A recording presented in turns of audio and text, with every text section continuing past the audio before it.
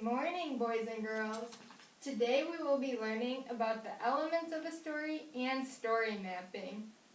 Today we're going to learn about 4 parts of the elements of a story. They are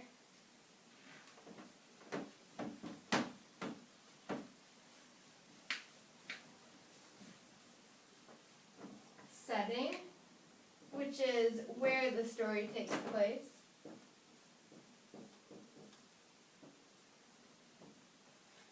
Then we have characters.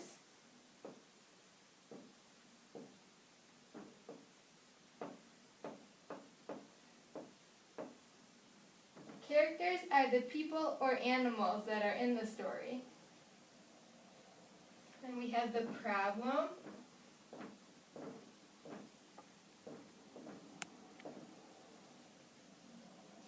Which is what the characters want to solve by the end of the story.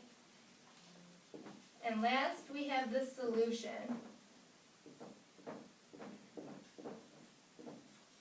The solution is how the problem is solved. Do you remember yesterday we read the book Bunny Trouble? Well, let's try and figure out the 4 elements of Bunny Trouble. Who can tell me what the setting is? Max? The setting was an egg decorating school and at their house. Very good. Who can tell me what the characters were? Freddie? Well, there was Ralph, and that's a bunny who likes to play soccer all the time. Then there was Lisa, which is Ralph's sister. And then there was Ralph's mother. Alright, that is the main characters of the story. Marilyn, can you tell me what the problem of the story was?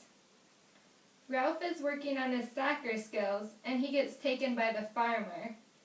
Great, and what happened when the farmer took him?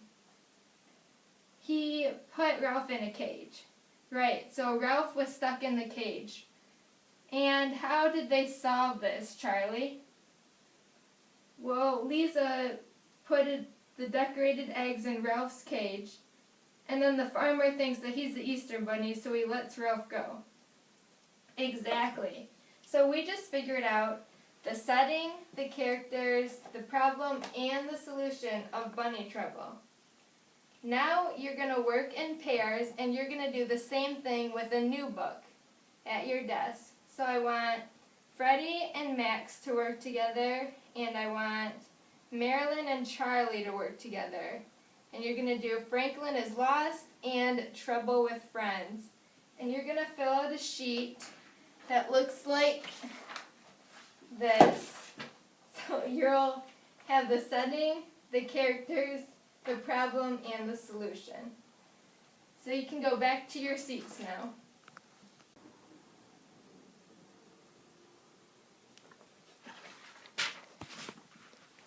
Okay, boys and girls, you can come back to the carpet now and bring your elements map with you.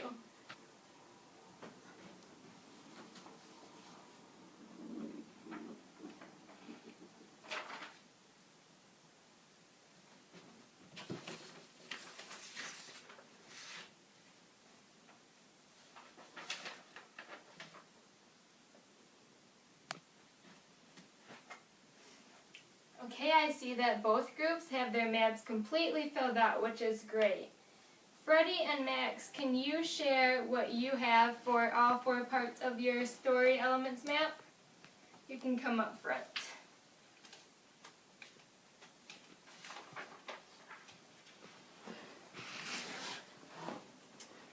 Okay, for the setting we put, it takes place at Bear's house, and Franklin's house, and in the woods.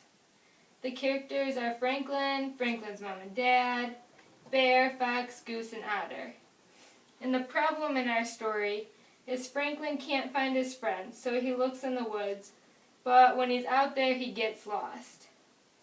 And the solution is Franklin's mom and dad go to look for him, and they finally find him in the woods. And at the end of the book, Franklin says he'll never go in the woods again, no matter what. Okay, that is great. You can go back to your seats on the carpet. And then we'll have Marilyn and Charlie share theirs.